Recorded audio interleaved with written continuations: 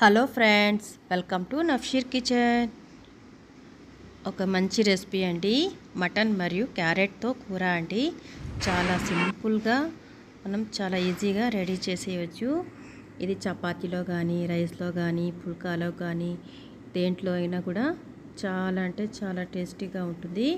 మీరు కూడా ఒకసారి ఈ మెథడ్లో రెడీ చేసి చూడండి, మీకు కూడా నచ్చుతుంది. చాలా సింపుల్ వేలో ఎలా తయారు చేయాలో చూపించబోతున్నాను.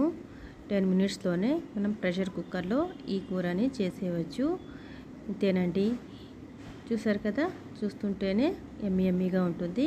ఇది ఎలా తయారు చేయాలో చూద్దాం. ముందుగా అయితే నేను 1/2 kg వరకు మటన్ మరియు బోన్స్ తీసుకున్నానండి. శుభ్రంగా కడిగేసి ఇందులోని 1 స్పూన్ వరకు సాల్ట్ అయితే వేస్తున్నాను.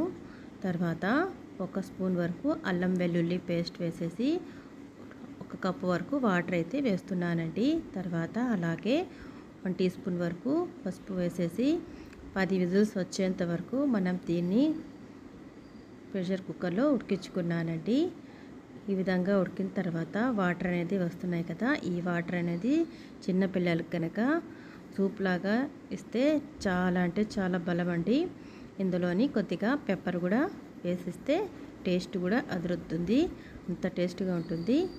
1/2 స్పూన్ వరకు పెప్పర్ పౌడర్ అయితే వేసేసి పిల్లలకి ఇవ్వండి. పిల్లలు కనుక పెద్దవాళ్ళు ఎవరైనా సూప్ లాగా తీసుకోవచ్చండి. తర్వాత ఇందులోని 2 టేబుల్ స్పూన్ వరకు కారం వేస్తున్నాను. అలాగే 1 స్పూన్ వరకు ధనియాల పొడి, మళ్ళీ 1/2 స్పూన్ వరకు పసుపు పొడి, 2 టేబుల్ స్పూన్ వరకు కొబ్బరి పేస్ట్ వేస్తున్నానండి. అలాగే 1/2 కప్ వరకు వాటర్, అలాగే 1 కప్ వరకు టమాటా ముక్కలు, 1 కప్ వరకు ఉల్లిపాయ ముక్కలు, అలాగే 1/4 kg వరకు 250 గ్రామ్ వరకు క్యారెట్ని పీల్ చేసేసి ఈ విధంగా ముక్కల్లాగా కట్ చేసేసి ఇందులో వేస్తున్నానండి.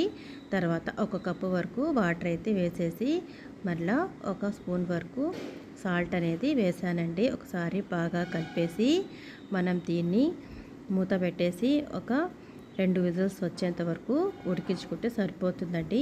చూసారు కదా ఫ్రెండ్స్, పూర్తిగా చల్లార్చిన తర్వాత మూత తీసేసి ఒకసారి ఇలాగా కొత్తిమీరతో కొద్దిగా వేసేసి ఒక 5 నిమిషాల పాటు మనము కలుపుతూ ఉడికించుకోవాలి ఫ్రెండ్స్. ఇంతే ఫ్రెండ్స్, దగ్గర పడేంత వరకు ఉడికించుకుంటే సరిపోతుంది. చూస్తుంటేనే నోరు ఊరుతుంది కదా. ఇంకెందుకు ఆలస్యం, మీరు కూడా ఒకసారి ట్రై చేసి మీకు ఎలా కుదిరిందో నాకు కామెంట్ ద్వారా తెలియజేయండి. వీడియో నచ్చినట్లయితే తప్పకుండా లైక్ చేయండి, అలాగే షేర్ చేయండి. పక్కనే ఉన్న బెల్ ఐకాన్ని క్లిక్ చేయండి. అప్పుడు నేను అప్లోడ్ చేసే కొత్త వీడియో నోటిఫికేషన్ ద్వారా చూడగలరు. Thank you.